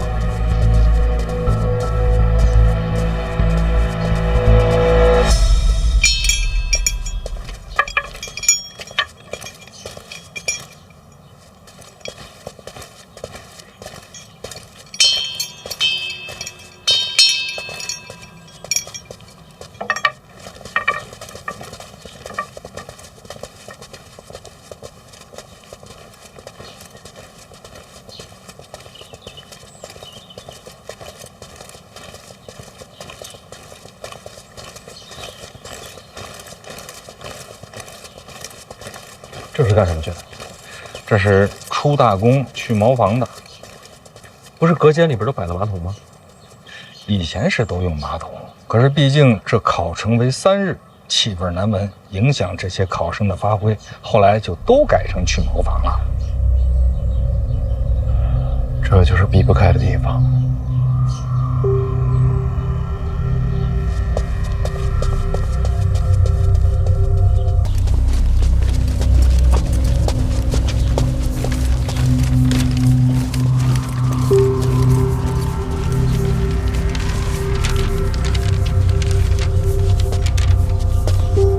重挖茅房？是啊，又是小范大人的主意。大人，这确实有点莫名其妙了。就说人手不够，来不及。他从监察院1处调的人，根本没找咱们。考院重地，不得擅入。大人，监察院监理天下，按规矩，他们连考生都能当面带走。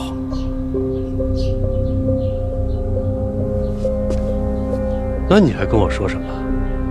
他请大人调礼部库房的木料和砖石。那是金丝楠，是金砖，建什么茅厕啊？他说是夸张了点儿，但是什么？但春闱由礼部操办，人他可以出，材料得由礼部出，这样才叫不违律法，不犯规矩。快去一下。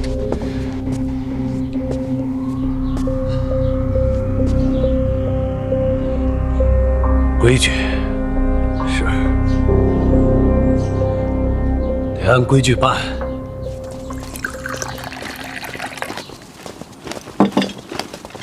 大人，老邓他们新修的茅房修好了，绝对不会影响氛围。大家辛苦了。这想起来就后怕呀！啊，你说他们多阴损呐！啊，在这茅房里边加火油，这天黑下来，啊，学子们拿着他们给这蜡烛，但凡一个不小心，那就是一场大火呀！老王啊，你可能不知道，就那种地方，不光着火，它还能炸。你说这地方它要是炸了，那不得在史书上啊浓墨重彩的写上一笔：某年某月某日某时啊，由范闲范大人主持的春闱啊，众学子葬身于，这多丢人呐！这个还有3天，无论如何，我会护住他们安全。他们的命，父母官不在乎，我在乎。父母官不想保，我来保。哎呀，可惜您为他们做了这么多，他们却全然不知啊。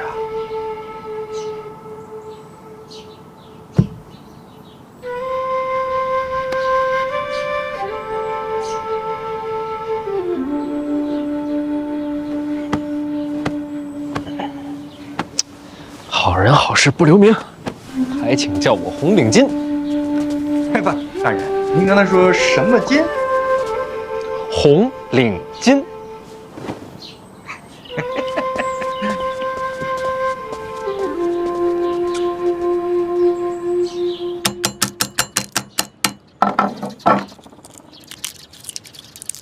蜡烛和饮水都换了，连茅厕都现搭了一个。郭尚书还收买了几位考生，3日内找法子再构陷范闲就是。不用了，不用了。水火不起，终无大事。范闲这圣恩啊，没有几10条人命，压不下来。好歹也敲打敲打。既然敲不死，何必枉费心机？让郭征收手吧。可惜了这上好的机会。这事儿啊，有蹊跷。郭征的手段换我，搞不好也要被坑了。范闲奸诈？不是，这些细碎小事，也只有礼部打磨多年的老人才能够瞧得清楚，要不然谁会查看蜡烛饮水呢？礼部有人帮他。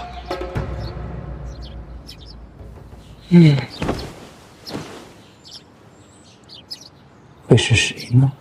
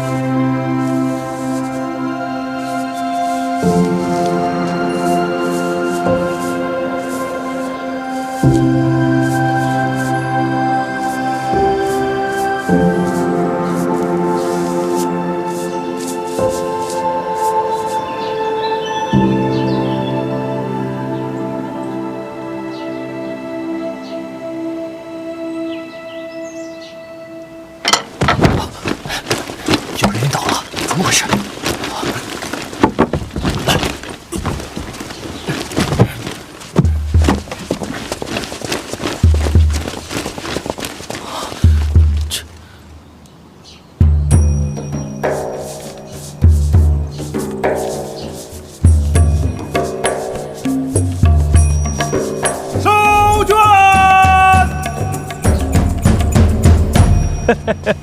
这小范大人做事啊，确实细致，监察院都来帮手。哎呀，这3天是滴水不漏，毫无意外，可喜可贺呀！我也早就看好小范大人。郭尚书慧眼识珠啊，礼部有了郭尚书，便如大旱遇甘霖，枯木又逢春呐。卷子收上来了，哎，一切顺利。接下来就是无名誊录，绝不出意外，尚书大可放心。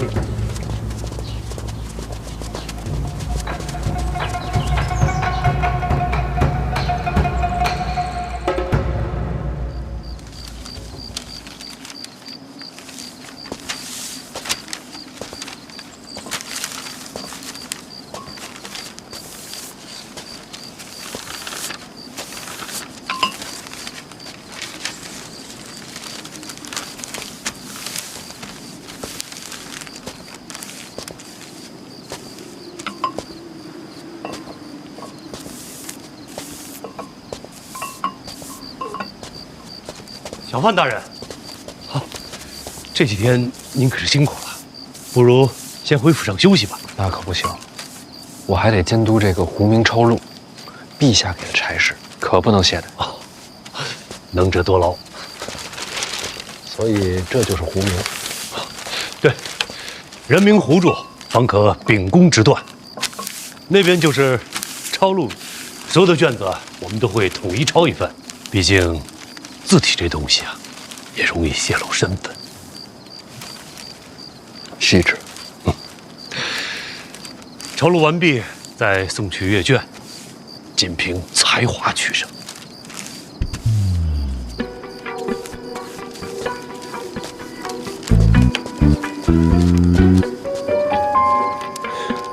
我要是想做手脚的话，该怎么做呀？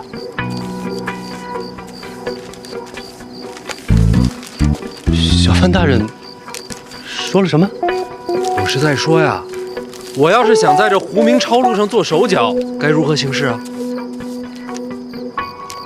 小范大人，这个玩笑可不敢开啊！我不做这事儿，我就是好奇。那绝无此事。咱不聊现在，以前也没有过呀。不拿我当自己人，真的没有。我怎么听说这胡明的纸条有长有短呢？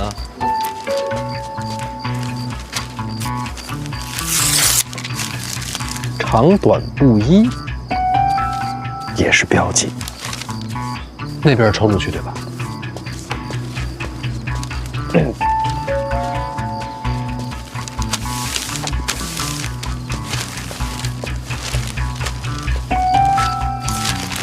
然后抄录这边也能在纸上沾些墨迹，这样阅卷的人见了也就心领神会。绝无此事啊！小范大人这是在哪里听的？都是传闻。当然了，我相信在座的各位绝没有做这种事儿。毕竟谁也不想死。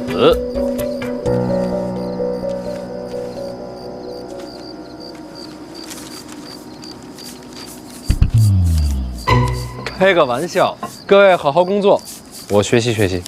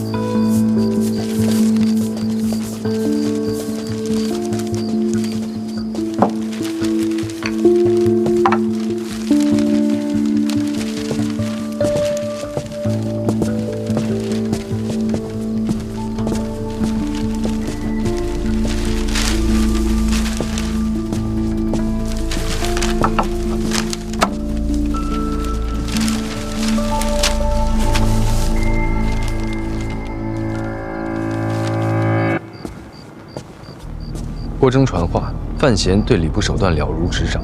本来想着让帮一把殿下门客，如今看来不太方便。什么门客？我哪有门客？明白了，只有考生，没有门客。春闱嘛，干净一些，其实不错。谁都别插手，各自看命数。我这就让人转告国征。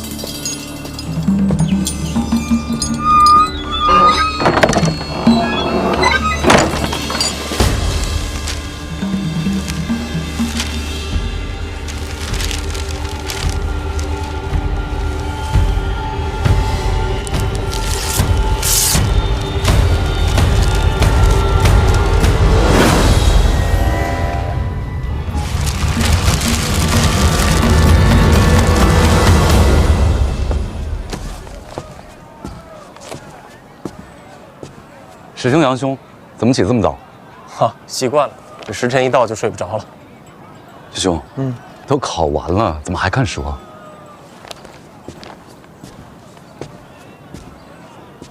老兄啊，你看，就这句，当时死都没想起来。好了，考完了，不想了。哎，程嘉林呢？啊，3天考完，精疲力尽，怎么叫都叫不醒。是啊，这3天真是如脱胎换骨一般。是啊，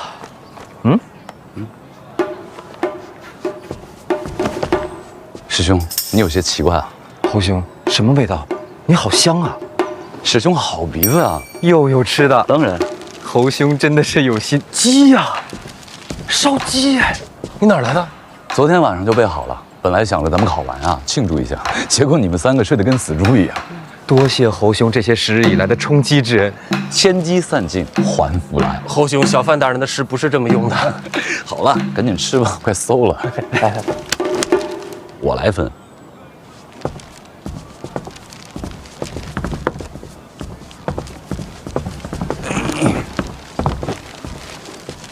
谁曾想，那晚请我喝酒吃肉的，竟然是小范大人。可不是嘛，这谁能想到？是啊，当时我知道的时候都吓了一跳。说起来，进考院那会儿，他菜饼里被寻到纸条，我当时都吓死了。还是小范大人还我清白。哎，咱们4个是不是应该去拜访一下小范大人啊？为何呀？现在街上满是传闻，咱们4个应当是被当做小范大人的麾下门生了。可我们自己知道，我们不是啊。那莫不如我们顺水推舟？你的意思是登门拜师？小范大人的才学，做我等的做师绰绰有余吧？能拜小范大人为师，好啊！当然。可现在去，不就成了走门路了？是啊，身正不怕影子斜。对呀，身要正，影也不能斜。啊，我们可以去拜访小范大人啊，但不是现在。何时啊？就算要去，也要等到发榜以后，尘埃落定，才好相见。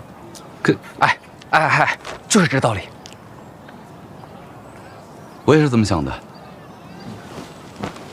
给嘉林留点。我是程嘉林，走开。哎，也不知道小范大人此时在做什么呢？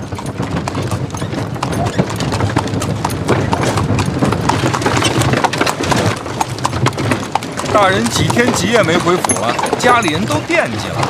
那不行啊，这阅卷我得盯着，想要干净啊，就得费心。这回全完事儿了吧？几日辛劳，阅卷审完，现在就等放榜了。这一次啊，别的不说，称得上干净、公平。同福客栈那4位怎么样啊？石产力落榜了啊？大人没帮着给？公平就好。其他那3位呢？不出意外的话，那3个人应该都在榜上。尤其是杨万里，文章不错。嘿，大人这眼力啊，那就是超群啊！一共见了4个，这就中了3发。要早知道啊，王某也应该去考上艺考。兴许就着大人这鸿福啊，王某还……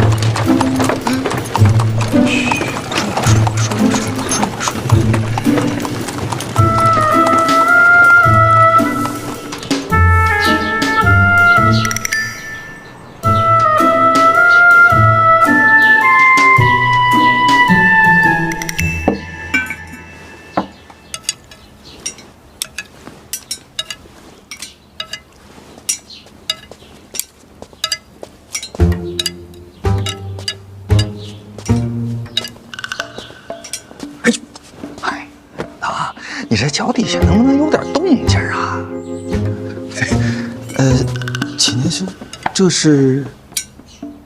是小范大人的饭呐。啊，那启年兄，这又是？哎呀，这个肉啊，你知道啊，这是我家爸爸最喜欢的啊。哦，明白了，启年兄这是在偷小范大人的肉。这怎么能叫偷呢？你想，小范大人正在休息啊，他不吃这些菜了，这菜啊不能够，对吧？那也不能这样吧？不是，这菜如果没有人吃啊，就会被倒掉，那不就是浪费吗？但是浪费总是不好的吧？倒也是。那我这么做，它有什么不好的吗？启年兄，你这么绕我，这个事情就分不出是非曲直了。哎呀，好了，哎，坐，哎，一块吃，别客气，好吧？这样，我请你啊，尝尝小范大人家的饭啊，来尝尝啊，这个肉呢，啊，给我家姑娘留着，咱们把这个麻烦的啊有刺儿的鱼，咱们把它吃啊，来，那可是启年兄。你让我吃的？哎呀，我让你吃。哎，你尝尝这鱼眼睛啊！你平常看文书看的太多，补一补眼睛。哦，哎，及时，那我就尝尝，怎么样？鲜美。哎，好吃不好吃？好吃，自然是好吃。要不然你看我都长胖了。哎，你再尝尝这个啊，启年兄。小范大人，这还要睡多久啊？你有事啊？是，这不是礼部那边嘛？这个会试的榜单已经下来了，按照规矩放榜之前，得咱们先过一遍。院长看不就完了吗？那院长让我送来给小范大人，怎么这么死心眼儿啊？让大人多睡会儿，咱们多吃会儿，不好吗？来。你尝尝这个啊！哎，对，我先尝一口啊！哎，好吃，尝！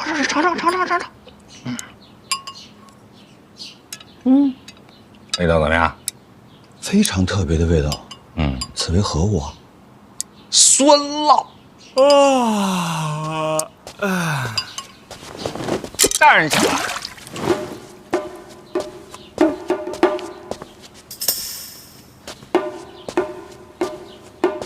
没事，接着吃呗。你看我干什么？老王也别装傻，嘴上酸奶都没擦干净啊！大人何为酸奶呀？有事儿啊？哎，这是会试的榜单，院长让我送来的。你们吃你们的。啊，我先找着我那筷子去啊。哎。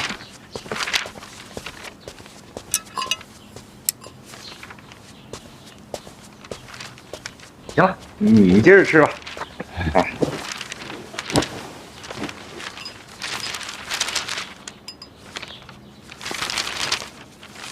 怎么了，大人？杨万里落榜了，这上面没他名字，是不是犯什么忌讳啊？老王，吃完饭陪我去趟礼部。哎，不吃了。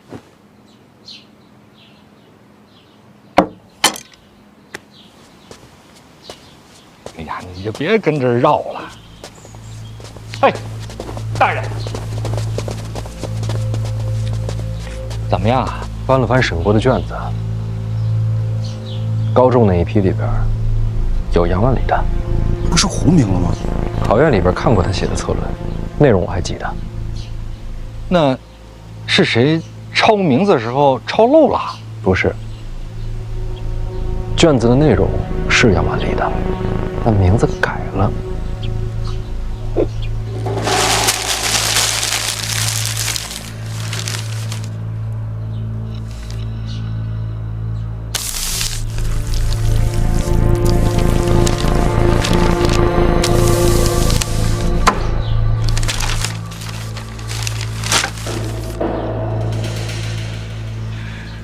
要个公平，这么难吗？这得查呀，大人，看看是谁顶替了杨万里。不用查了，这名字我认得。认呐？到时候这几个名字帮我扫一眼。殿下是想要我做什么？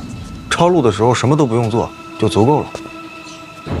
顶替杨万里的名字就在其中之一。太子门生。敢问大人，除了他还有没有其他人？就他一个，除他之外，其他名次一切正常。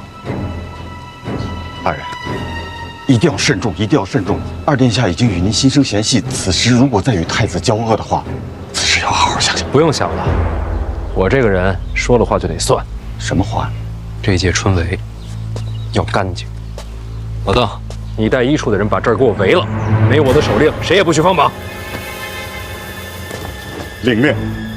王启年在呢，去东宫。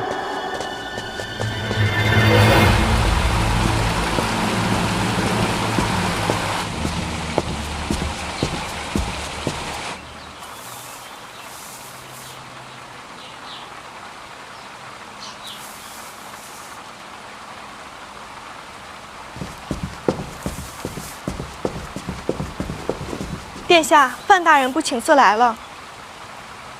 为何不早禀报？快！说，您要的知医今天也好了，已经在来的路上了。谁安排的呀？您安排的。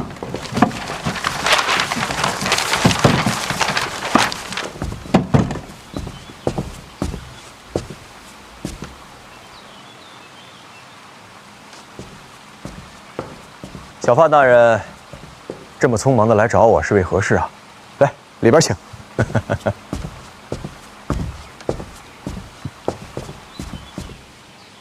原来范兄是为此事而来。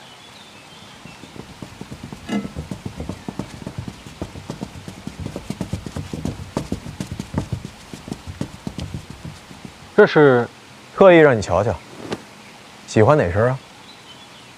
我又不懂这些，这是哪个铺子的手艺啊？我做的。殿下啊，随便画的，循制衣的来做。设计师啊？什么师？啊，没什么。这怎么都蒙着面啊？面相看不得，气质都对不上。懂了。殿下这些衣裳是为谁量身定制啊？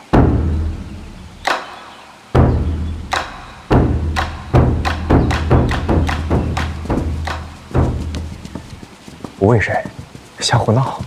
水平很高，不算胡闹。我就欣赏你这一点。这要是换个人，就要劝我专心国事了。人嘛，总要有些闲趣。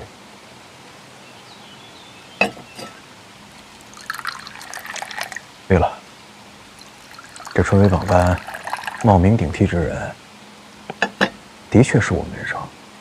但是我说此事与我无关，你信吗？当然信。要是殿下做的，绝不可能只换一人，也不会专门针对杨万里。这分明是有人从中挑拨，引你我相争。看得准。范闲把考场围了，全城都惊。然后呢？然后直接去了东宫。难道是太子在榜单上动了手脚？太子可不傻，奇了怪了，陛下都开口了，谁会在这个时候动春闱？那除了我二哥，还能有谁呀？不像是他的手段，太直白了些。是谁可以慢慢查，但是眼下最重要的是如何收尾啊！好歹是我门上，不如将错就错。这样，姚万里那边呢，我保他1年之内入仕途，怎么样？假如将来有一日有人将此事移交圣驾之上，参殿下一个春闱舞弊，结果会如何？岂能授人以柄？还是你看的远，这事儿不能就这么忍了。岂止不能忍，还得闹大点。怎么闹？闹到监察院吗？这是春闱考院，是礼部直属之地。你等拦在此处，若误了明日放榜，谁来领罪？监察院一处邓子越愿担此责。哼，监察院什么时候把礼教法度踩在脚下了？刀剑无情，还望尚书大人自重。我倒想看看你这刀剑怎么无情。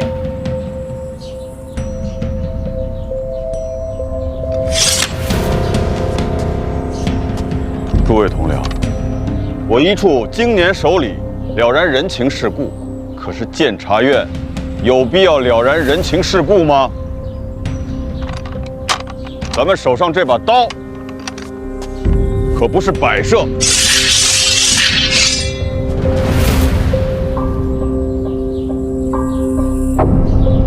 那我就要看看你怎么收场。